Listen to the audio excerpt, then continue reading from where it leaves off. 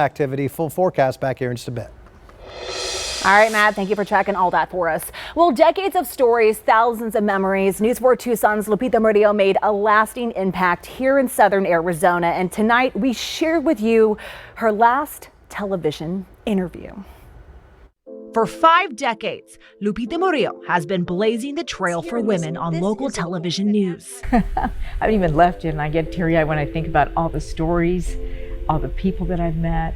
The Texas native settled here in Tucson in 1978. I had to write them down. So you can imagine all the headlines she's covered. Do we have an hour for this? One that stands out happened in her first year at News 4 Tucson, the Iran hostage crisis. 444 days.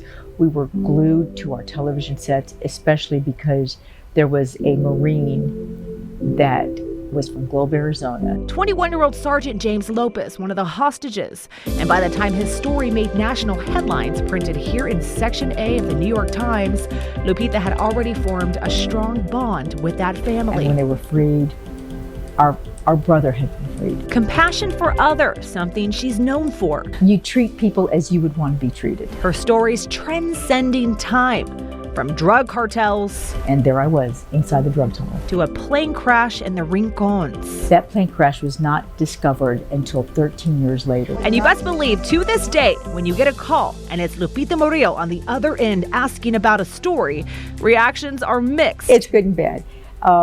Sometimes it's like, oh my gosh, I'm talking to Lupita Murillo. I can't wait to tell my mother this. And sometimes it's click. Crime reporter, storyteller, inmate, and legend. Not too many people can say they were all those things and more over the course of their careers, all while wearing 4-inch heels. Before we say goodbye, we leave you with one of Lupita's fondest viewer interactions.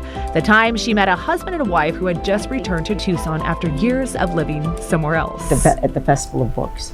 And one of the volunteers came up to me and hugged me and said, oh my goodness, she says, I can't wait to tell my husband that you're here. They had gotten married and they had a family in Ohio. And so they decided to come back to Tucson because this was home. And she says the first thing they did when they got here, they turned on Channel 4 and there I was. And she says they looked at each other and they said, we're home.